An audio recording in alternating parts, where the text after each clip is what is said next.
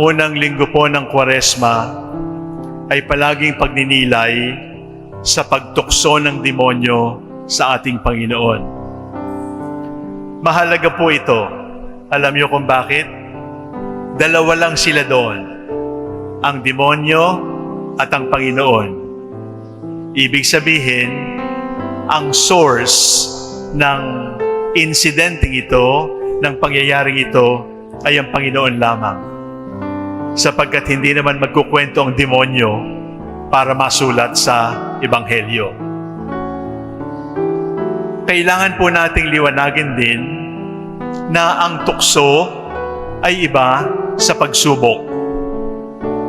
Ang tukso ay galing sa demonyo. Subalit, ang tukso ay pagsubok din. Pero kapag ang pagsubok ay galing sa Diyos, ang tawag doon ay hindi tukso.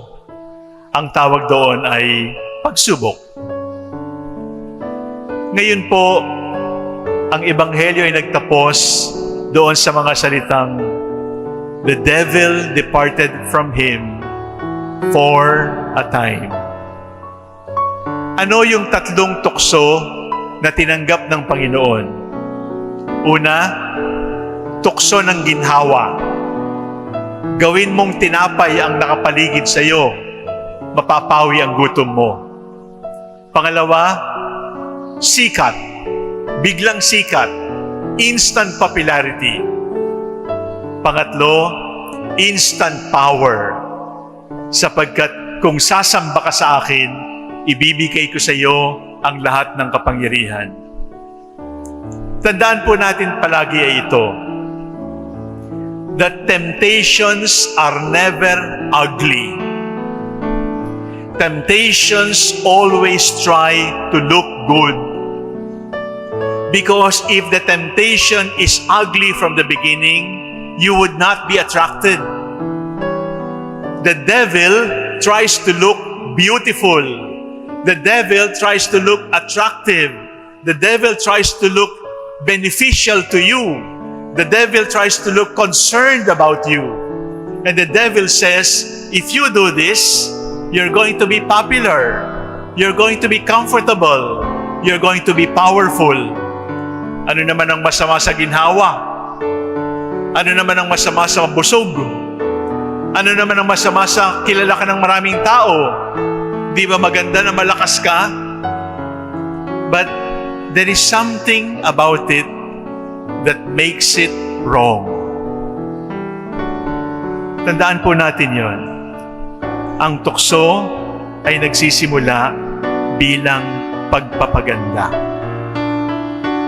Nito pong mga nakaraang taon ay bumalik ang demonyo sa atin, katulad ng sinabi ng Ebanghelyo. At balik ng balik ang demonyo sa atin.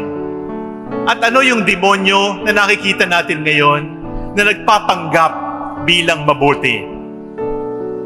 The first devil is the devil of death. Kamatayan. Ang totoo gusto kong sabihin, katayan. Because we have butchered more than 30,000 Filipinos thinking that this is the solution to the problem of drugs.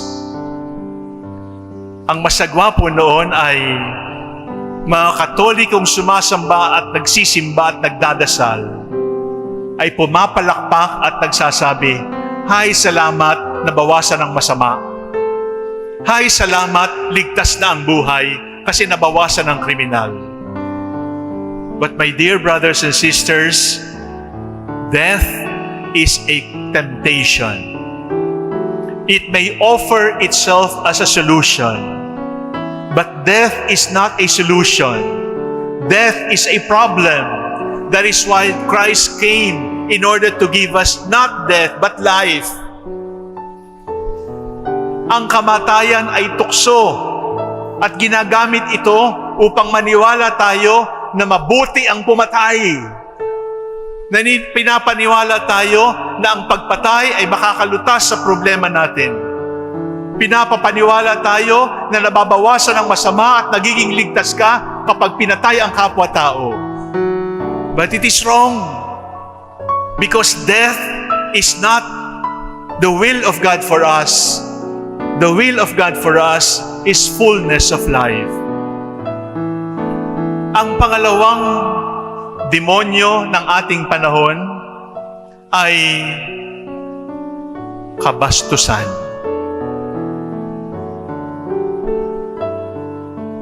Vulgarity. It is wrong.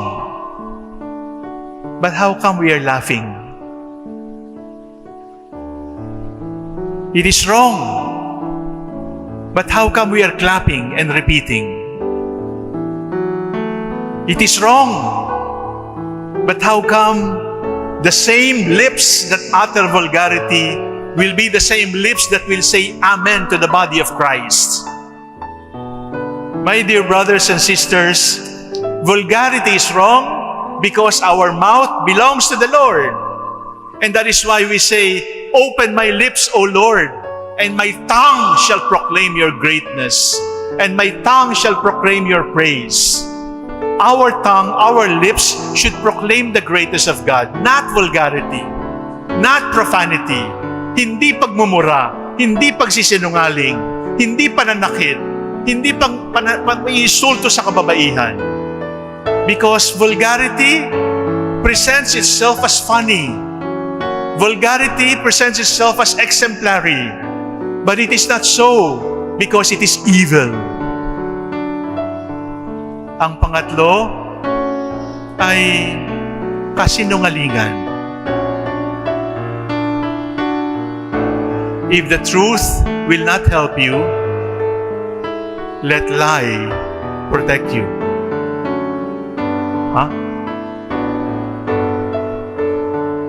Kung hindi mo kayang manindigan sa totoo, gumawa ka ng kasinungalingan at papaniwalain natin sila. Kung ikaw ay magsinungaling kasi napahiya ka, maintindihan kita. Kung ikaw ay nagsinungaling kasi natatakot ka, maintindihan kita. But if you are creating lies in order to make others more angry, and if you are creating lies in order to increase the level of hatred in the world for one another, how can I call you an angel of God? We are trying to use lies to convince people, to mislead people, to anger people, for people to hate one another. It can only come from the evil one.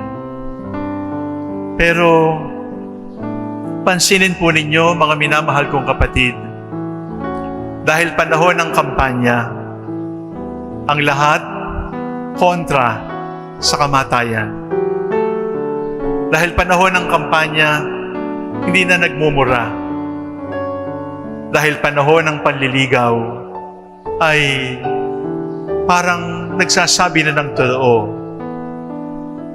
Pero, pakitingnan po ang mga kandidato kung sino ang nakatayo sa kaliwa at sa kanan nila at kung sila ay naging kasangkapan para sa kamatayan, para sa kasinungalingan, para sa kabastusan. Hindi ba dapat sabihin natin sa Kanya, I reject.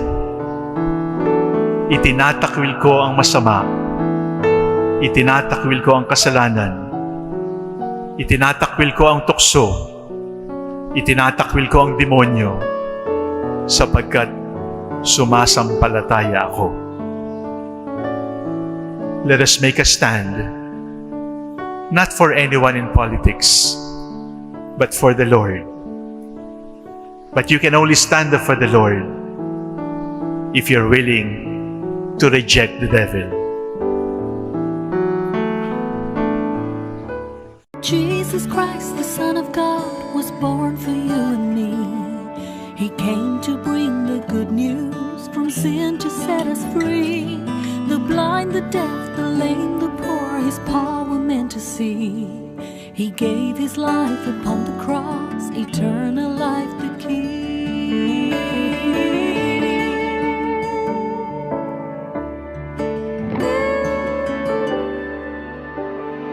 He broke bread and shed wine before his agony.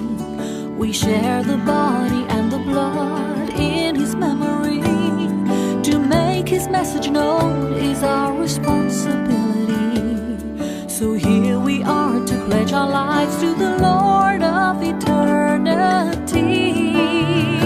I am Catholic, I am alive, I am the gospel, I am the light. I am Catholic, I am alive, I am the leaven, the salt and light. I am Catholic, I am alive.